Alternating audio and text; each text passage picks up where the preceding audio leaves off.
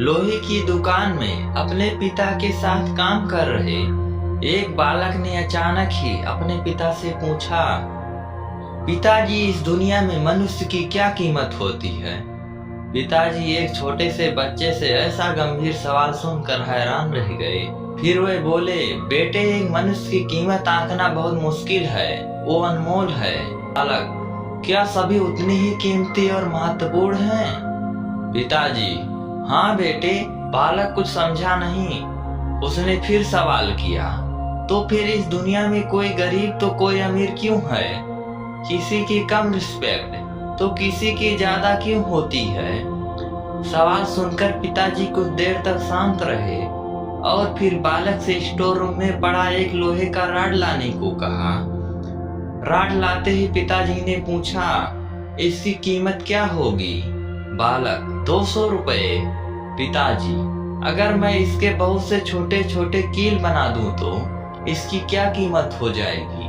बालक कुछ देर सोचकर बोला, तब तो ये और महंगा बिकेगा, लगभग 1000 रुपए का। पिताजी, अगर मैं इस लोहे से घड़ी के बहुत सारे स्प्रिंग बना दूं तो? बालक कुछ देर गणना करता रहा और फिर एकदम से उत्साहित होकर बोला, तब तो इसकी कीमत बहुत ज्यादा हो जाएगी।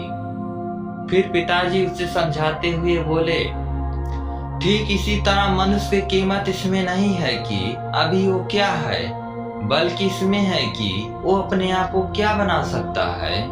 बालक अपने पिता की बात समझ चुका था। फ्रेंड्स, अक्सर हम अपनी सही कीमत आंकने में गलती कर देते हैं।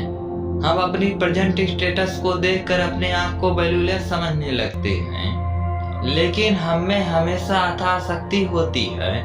हमारा जीवन हमेशा संभावनाओं से भरा होता है।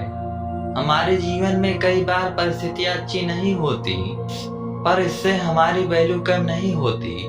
मनुष्य के रूप में हमारा जन्म इस दुनिया में हुआ है, इसका मतलब हम बहुत स्पेशल और इम्पोर्टेंट हैं।